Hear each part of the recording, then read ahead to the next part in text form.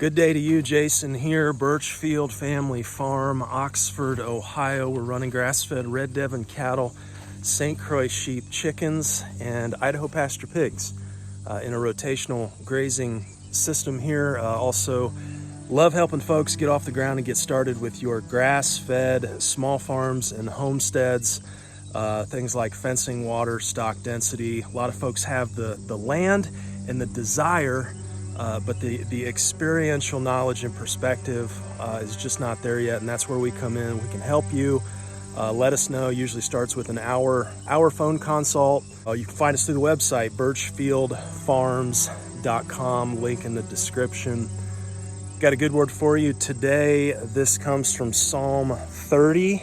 I will exalt you, O Lord, for you lifted me out of the depths and did not let my enemies gloat over me. O Lord my God, I called to you for help, and you healed me. O Lord, you brought me up from the grave. You spared me from going down into the pit. Sing to the Lord, you saints of his. Praise his holy name, for his anger lasts only a moment, but his favor lasts a lifetime. Weeping may remain for a night, but rejoicing comes in the morning. Just a simple reminder today that Jesus is loving, he's kind, he's merciful. He is the good shepherd. And several situations though in my life right now where you're kind of in the night. You're there with the weeping and you don't understand, but we're leaning in faith that the Lord will ultimately make good out of these situations, and it's ultimately part of his plan, and we don't always understand that. Thing I have to remember is I'm not going to take the bull by the horns and make good out of these situations. That's not the way that it works. We have to wait and to have the faith and to lean into him. So be encouraged today. Don't give up. Continue pursuing him and listening to what he has to say. Okay, multiple moves that we need to make today on the farm. Cattle out here, filling our elevated tanks here that feed our rotational grazing system out here. Cattle need to move. We're in paddock 8. Actually, we opened up 9. They're still tucked in the shade here under 8 this morning, under the big walnut tree here. We'll get Sammer up in the sky here, show you what's going on. We got a shade cloth strung out over, that'll be paddock 10 here, supposed to hit 87 today, and humidity's not quite as bad as it was, having probably one of the wettest years on record. It's been an amazing grass growing season, probably the best one that we've ever had as I get over the wire here. Tucked in the shade there. Let's get them on the move here. Open up some gates. Yeah, it looks like they're gonna hop up and get over to some fresh grass. We'll look everybody over. And I came out this morning and the tanks were empty in the barn. I wondered what was going on. And you know, we run these floats in these old mineral tubs, and we run them off the buried, shallow buried lines. But I guess this is what was happening here. It looks like, man, I don't know if somebody, yeah, just a crack right down that mineral tub there. And I guess, oh yeah, there's another one there. So, you know, these things only last so long. They were free to us. Another farmer was feeding out a protein tub. When they got empty, we just hung on to them. So looks like a little bit of work there. We'll have to take that float out and replumb another water there, but that solves the water mystery. What do you think, buddy? Big Pat, got some fly pressure there on the back. Flies have not been anywhere near as bad as they've been in years past. We're no longer renting. The majority of the pasture out there we would rent to a local cattle guy, ran 25 or 30 head, and they're out of here this year. So not nearly the fly pressure. That's kind of what I'm attributing that to. Let's get this gate opened up and get them on the move. Okay, come on, Mooies.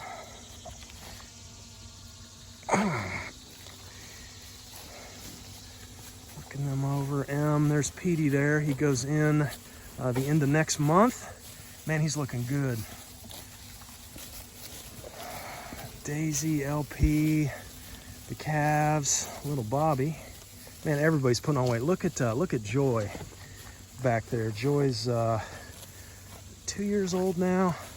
Yeah, I'm looking at that bull there. He's got some pretty good fly pressure. So again, you guys have heard me talk.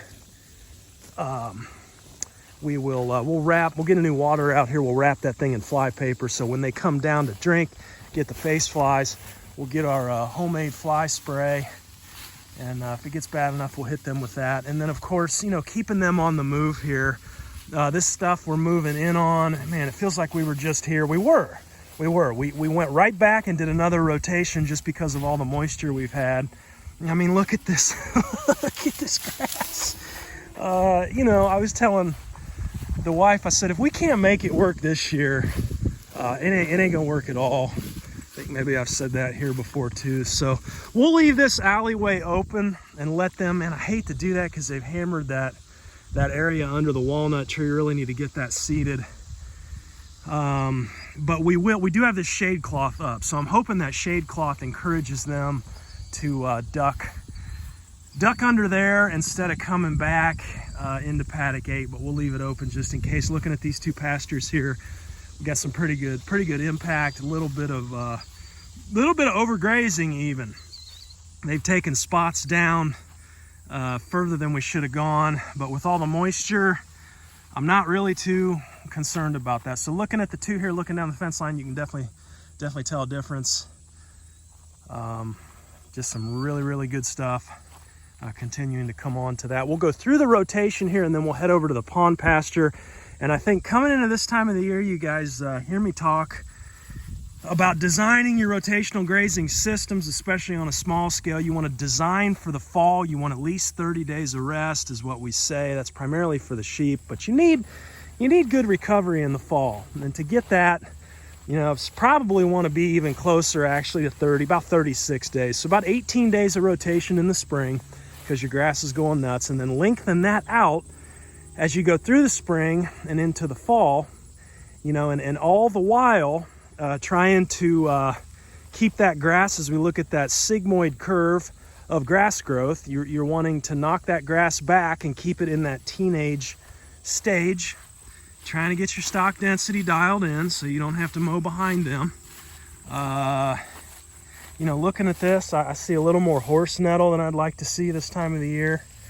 The chicory's fine, but yeah, mainly that horse nettle, not too bad. Yeah, see it putting on fruits and seeds there.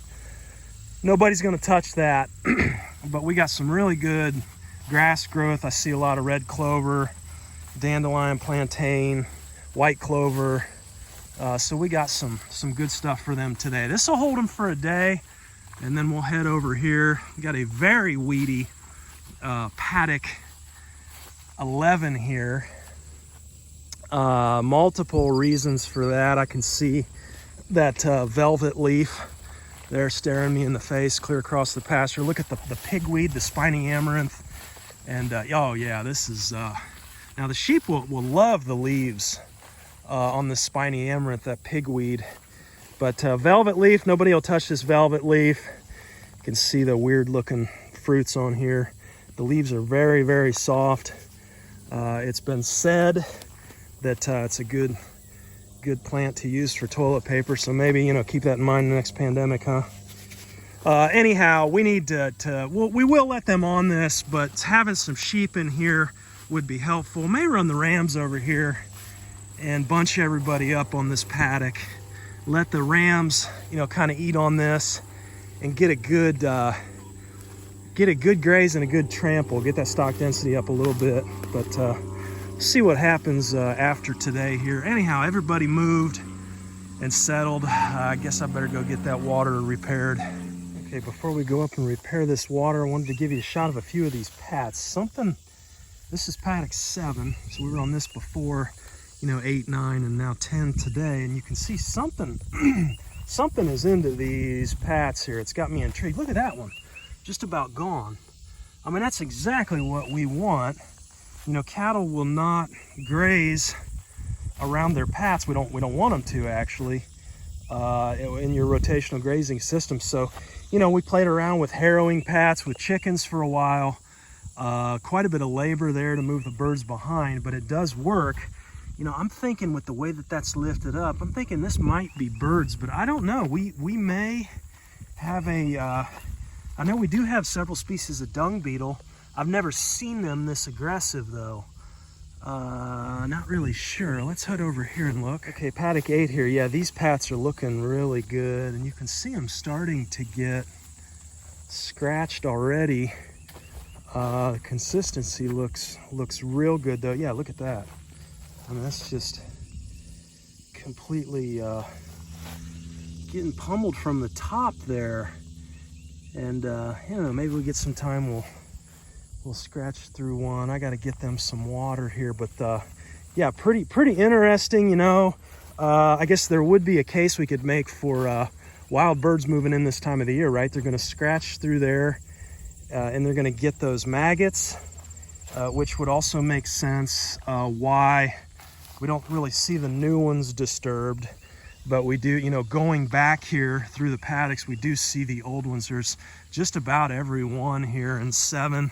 Let's go back through 6 and see. Yeah, so just about every one on 6 has been scratched. Here, looks like through the surface. Yeah, look at the bird droppings. Okay, so we got wild bird populations. We do have dung beetles here. I've just never seen dung beetles that aggressive that quick. So that's telling us, you know, we move back, what would this be, 3 or 4 days back behind, and that's where we see birds come in, which is really what, yeah, look at that, which is what you know, what you're told with chickens, run them 3 or 4 days behind, get in there, get the maggots. So man, I'm tickled pink about that. You know, we got the chickens out on a bigger area of pasture, and like I say, we did run them, and it was awesome to see them do their thing behind cattle. We kind of stopped doing that though because it was very labor intensive, taking us at least an hour every move to do the chickens. We didn't really have a good system though. I'm thinking that might be something at some point we can circle back on. The issue there, we didn't have a good way to really get them into a tractor, or you know, we really needed an egg mobile on a, you know, a hay wagon. You can close them in the night before. Yeah, this might be good info for somebody out there looking to run chickens behind cattle and sheep. It definitely works. You get a lot of good harrowing that's done, but you need a way to close them up, you know, maybe at night when they come into roost. Close them up so that you can move them the next day, and you're not trying. We were trying to like herd them by, you know, on foot, and it was really a pain. They jump the netting. Yes, we've clipped wings. We clip one wing, you know, but they still get over the netting. They get under the netting, and then they associate us with food, and so they end up back around the house. They're in your garage, crapping on your porch. Look at that. That's a beauty there. So we'll keep an eye out here too today for the wild birds moving in. Okay, I thought it might be kind of valuable to show this this watering point setup that we do here and some of the things that we've learned. This is the old tub that's cracked. We did drill a hole in the side just to make sure we had the spade bit sizing correct, but go ahead, Sam, and take that off of there. So this is the float that we use now. It's Rojo. I'm not affiliated, but I will try, if I remember, to put a link in the description. I think we just got that through Amazon, but you can see how this, you know, your threaded stem just goes through the side. So it's a 1-inch hole, 1-inch spade bit, and you want to be up off the bottom a little bit, but that just comes out. There's a couple, I think you're missing a gasket there, bud. Yeah. And this piece here, I believe, comes with the Rojo, and that's gonna take you from those coarse threads down to a garden hose fitting there on the end. And so we're just running a garden hose straight into this. So what we need to do today, we took that out of there. We need to drill a 1-inch hole. We'll probably use this old tub over here and get that one going. Now you can see the old hole here, the way we used to run these. The Rojo makes another kind of float, and it's a solid ball valve there. Not a ball valve, but a solid float. Now the problem with this is cattle come up here and they're gonna press the wrong way. They're gonna push down and play with this, and then eventually this ends up breaking off and it's just not a fit. So we got this one with the string, and then you just adjust that string. Now I will say, if we wanted to improve this, we would get a stainless steel chain of some kind, a very small chain, and chain it from this shut off here, chain it to your float, okay, and get the length right, because periodically this string kind of stretches and it moves, and then you'll come out and water's overflowing the top. But that's another reason I like this tank setup. We got it valved off out there now, and we're filling these tanks back up. But I've got a water coming in, just county water, and it goes in through the top. I've got a float up there and a couple IBCs, and then this whole thing flows down to this manifold here. I can send water up front to our cistern. This one here is running out to the rotational grazing system, so we can valve that off if need be. But that's feeding, that goes into the ground, and then that's feeding all of these paddocks. We've got hookups out here, just shallow buried lines, feeding our hogs over there at the coop, feeding the layers, feeding the cattle out there. We can do multiple groups of animals at one time, and we're running off the county water system, so we never need a pump. I mean, there's a reason why water towers are still used, and we've had times where somebody will be digging down the road or something, and they'll hit a water line and the water goes off.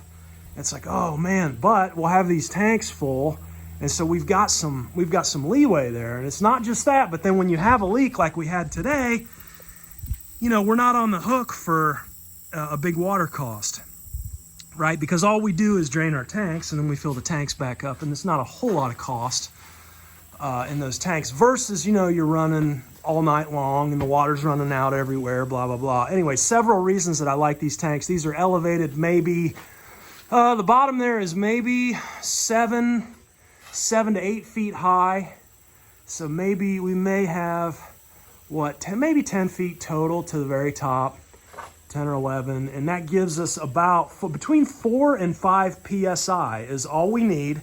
And the beauty of it, again, is I can send water to multiple places at one time on just 4 PSI, and I never have a pump that goes out. So anyhow, just giving you guys some ideas. Okay, so here's our new water setup. You can see it filling in there.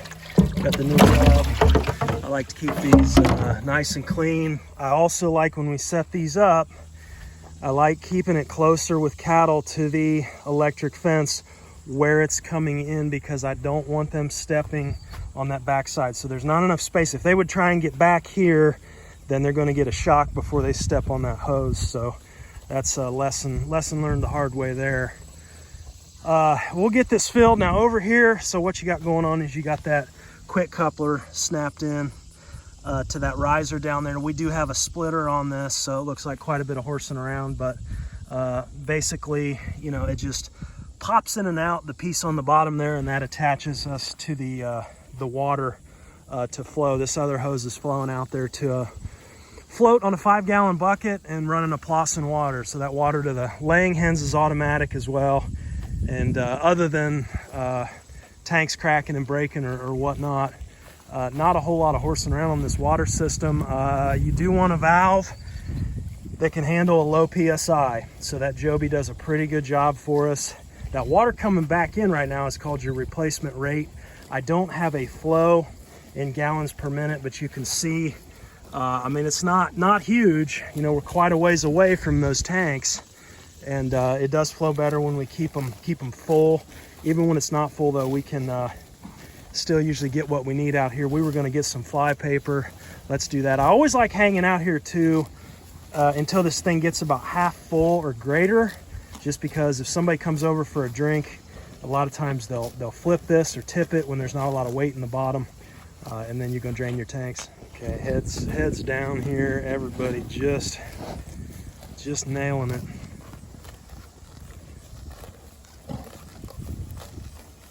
Getting the good stuff here. I am seeing a little more fly pressure than I want to see, especially on Daisy here. Yeah, see her coming back, and yep, we gotta get moving on those flies. So all right, just a roll of that fly paper there, that wide fly paper. You can see them on there already, and the cattle aren't even over here.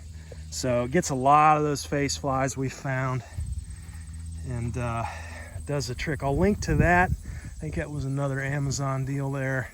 Again, not affiliated with the stuff that I recommend here. Don't really do sponsorships here on the channel.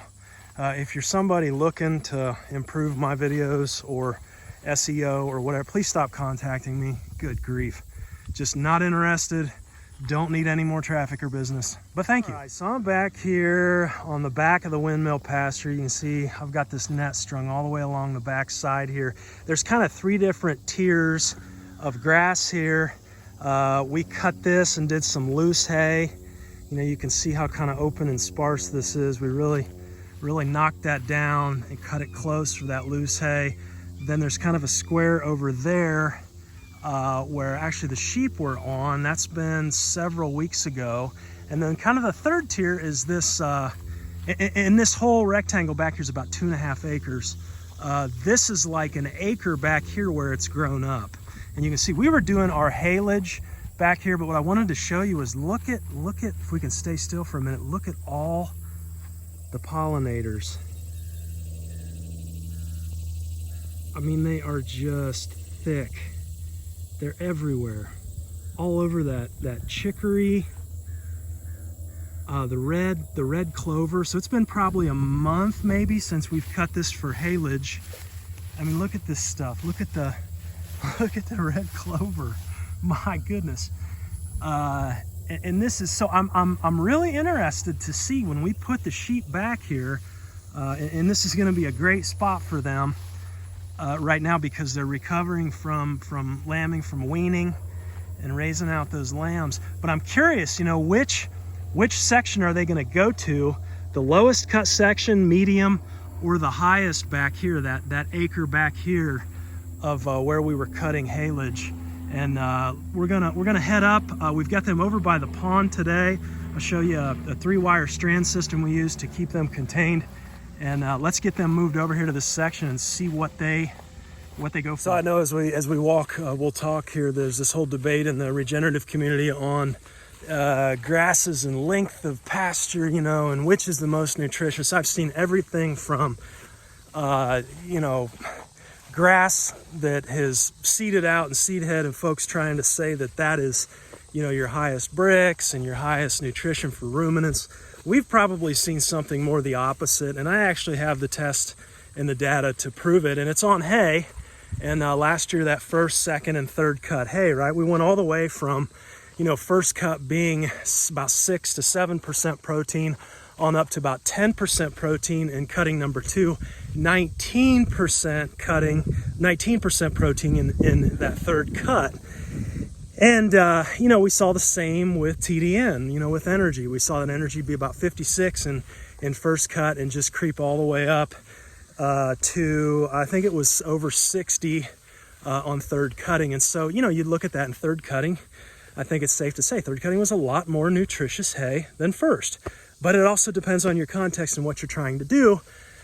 You know, I think a lot of times you could feed that third cutting hay and maybe see a little bit of scouring with it being that nutritious.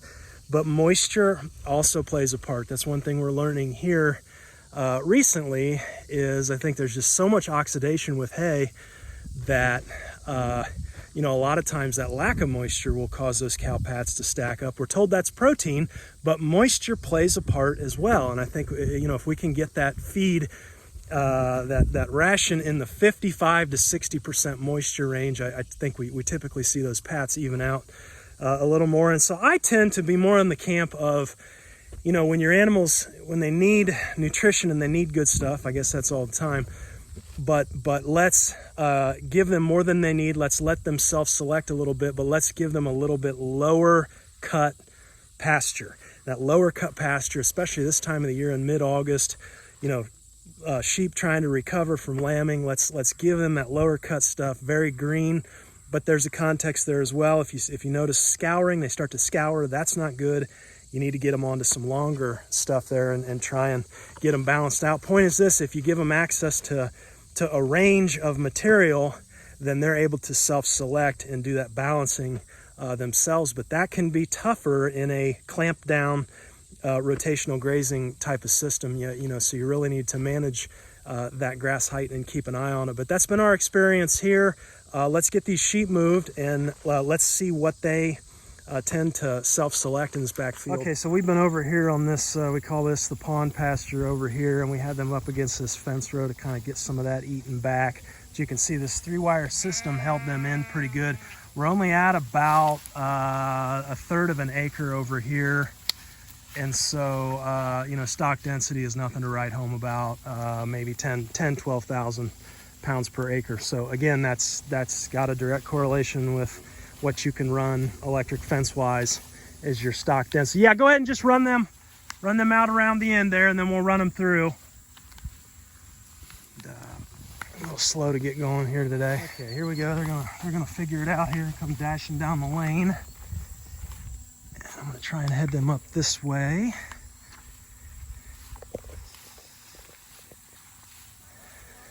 No, other way. Okay, come on, girls. They should follow everybody else there.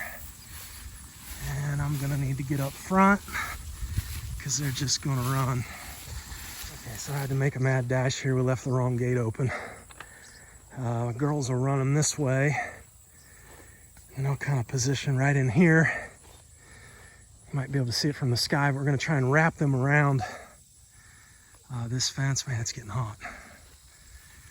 Whew.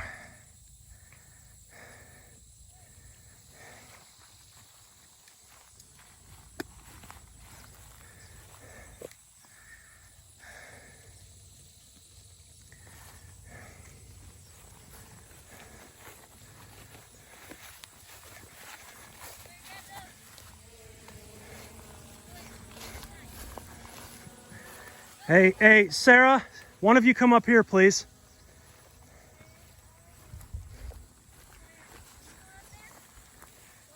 Go down there and push them this way.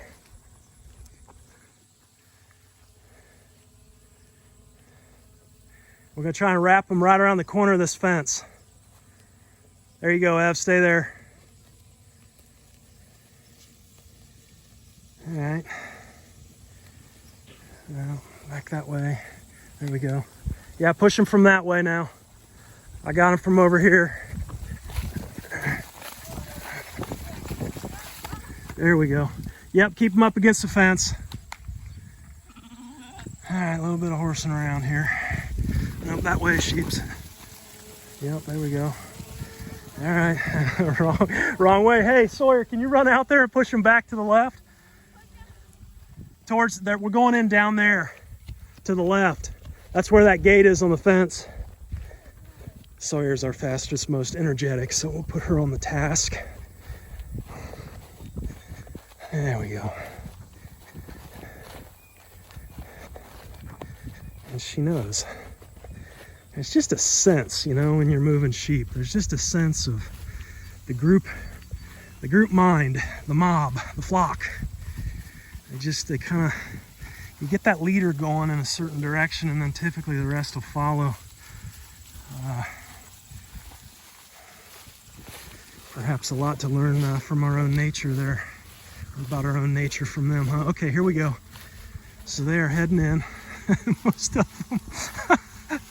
Okay, here we go. They're on it. Let's see what they go for here. Of course, they don't even know the long stuff is back there yet. Okay. I really am happy to have them on some good stuff here. Let them recover. Again, the goal right now is to get and to keep them in top body condition for breeding in November. So lots of good stuff to select from. Looks like initially they're enjoying the low cut stuff. I want to push them up here just a little bit to the higher stuff and see if they do get on that higher stuff, if they come back down to the low. Just give them some time here, a little bit of pressure.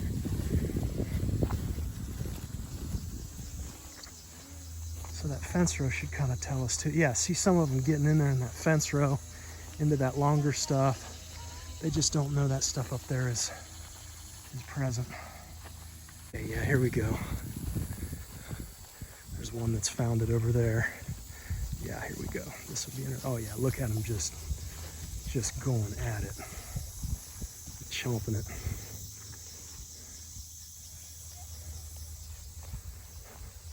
All right, we'll check back in.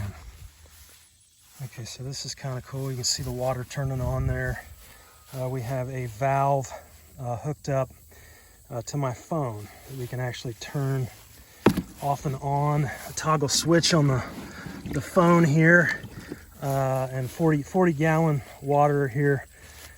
Black really isn't the best color for days like today, but we can turn this thing on and bleed it cold, you know, in the middle of the day. So actually, what we're gonna do is, you know, I can sit in the house and toggle this water valve on. So we're gonna have Sam fly back here on the drone and hover over this, and then I'm gonna turn that valve on, and we're gonna top this off, watch it, turn it off. When it gets full, fly the drone back, and then turn the obviously turn the valve off there, and that's going to provide that cool water to the sheep. You can see them down there grazing, just how big this area is. Again, about 2.5 acres here. Just a word on that valve. Don't really want to mention, there's a lot of different companies out there. Don't really want to mention the name of this company, but I do have our electric fences and this valve on the app, you know, on the phone. I would not in any way, shape, or form use that water valve in a critical application. Again, what we're doing here is we've got the tanks up there in the barn, 600 feet of water line running underground to the windmill, and then we have a hose from one of those lines running over here. And so when I turn the valve on, filling those tanks, it's running off county water. So we got that pressure coming all the way out here, does just fine. So when this is full, I will toggle off that valve and shut her down. Okay, so just a little while later here, checking back in, and you can see everybody has kind of found the boundaries of that first little section. Now that would be the lowest cut section.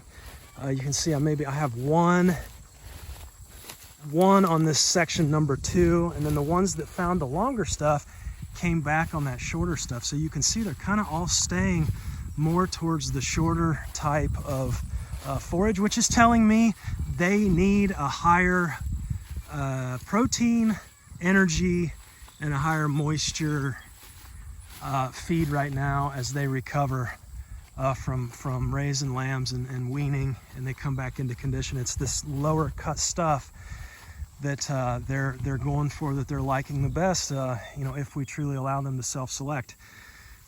So you know, again, it's been our experience here as we see the grass get longer, generally speaking, especially as we trend more towards the reproductive phase in grass, you know, then protein and energy get lower is what we have seen via the hay tests that we've had done, not just purely anecdotal here.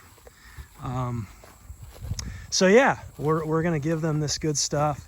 Eventually, I think they'll move into the longer after they get satisfied from the shorter here. But kind of want to tie this all in here as we look over the sheep. Tie this all into the what we were talking about earlier, and really it would be our largest vulnerability as a small farm or homestead, and that vulnerability is water. Access to good, clean water. Thought it was interesting here. AI platform GPT, read this the other day, consumes the equivalent of a 500 milliliter bottle of water for every 10 to 15 medium length responses. In that source, that's per the University of California, Riverside, and University of Texas at Arlington. So for every 10 to 15 responses, medium length responses in ChatGPT, we're using 500 milliliters of water. According to data from SEMrush, ChatGPT is visited approximately 5.24 billion times each month. So you can do some math there. It's millions, hundreds of millions of gallons of water every month that we're using for this technology. You may think, well, maybe it's not potable water though. Well, a 2021 report on data center water usage stated that the volume of water consumed for cooling that came from a potable water source, not recycled or reclaimed, accounted for as much as 57% in some instances. So 57% of that, hundreds of millions of gallons of water. We're getting into numbers there that are even hard to keep track of. Point is this, as we head forward, do you think folks are gonna just voluntarily give up ChatGPT? We're gonna move away from what's more convenient? No, it's not now. So it's the whole, I won't name names here, but large grocery store chain with the lowest prices. It's that whole thing, right, where the real thing happening is being hidden. And we have the convenience at our fingertips, but there is a huge price to pay, and it doesn't take a prophet to look and to see right now, looking ahead. It is going to become very crucial that we have our own sources of clean water for our families, for our small farms.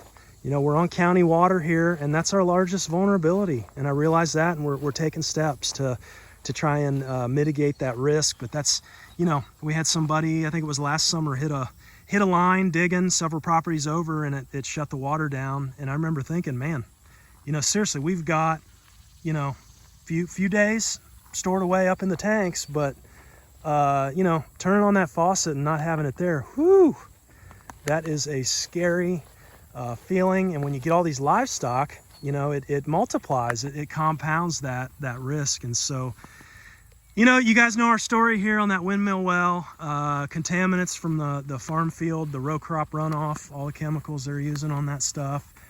No good to have shallow wells nearby. The wells got to have casings, they've got to be capped. Get that pitless adapter down in there and seal everything off. You do not want those contaminants down in the well, and it's a very real problem right now. But if there's one piece of advice, probably the most important advice, other than following the Lord and hearing from Him and doing what He's saying, is to have your own source of clean, fresh, cool water for your family and your homesteads. I think as we are talking and considering these concepts of water and technology, and what the future may hold here, a couple of truths that I find myself coming back to. Number one, all wealth comes from the ground. Every generation has to relearn that in their own way, experientially. We have to experience that. I think the way that this generation is coming to realize that is through a devaluation of the currency, right? And realizing that, okay, just because I have a mountain of paper money, or it's not even real paper anymore, it's a number in an account, but real wealth, true wealth, comes from the ground. And as we talk about technology, that's all of that is all built up high and tall and looks great, and we all want the information in the palm of our hand at our fingertips. But I think we're coming to the place of learning, even to produce that, it comes back to wealth from the ground to do that. And there's a price and a cost to have this information. Reminds me a lot of the original sin account in Genesis, right? The woman says the fruit was desirable for gaining. She saw that it was desirable for gaining wisdom, right? And she had to know. We had to know. It's our nature. We want to know.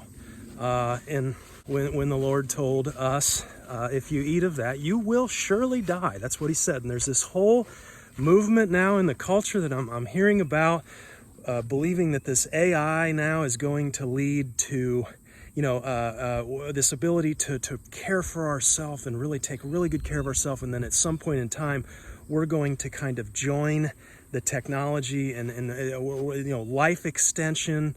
Basically we're going to live forever here. And let me tell you something, man. That is hogwash. It's horse crap. It's not going to happen. We're going to die. Okay, our sinful nature, fallen man. The flesh is going to die, just like all those before us. Okay, but the good news is we have a God who has saved us from that. He's given of Himself to us, and we will never stop proclaiming that here on the channel. The name is Jesus, by the way. Best thing that's ever happened to me and to us here, and we'll never stop talking about Him. And anyhow, thanks for listening to me rant today. Real wealth comes from the ground, and we need the Lord for our salvation, and to continue to lean on Him in these times. And get your wells drilled, guys. And we'll talk to you next time. Thanks for hanging with me today. Be blessed. Take care.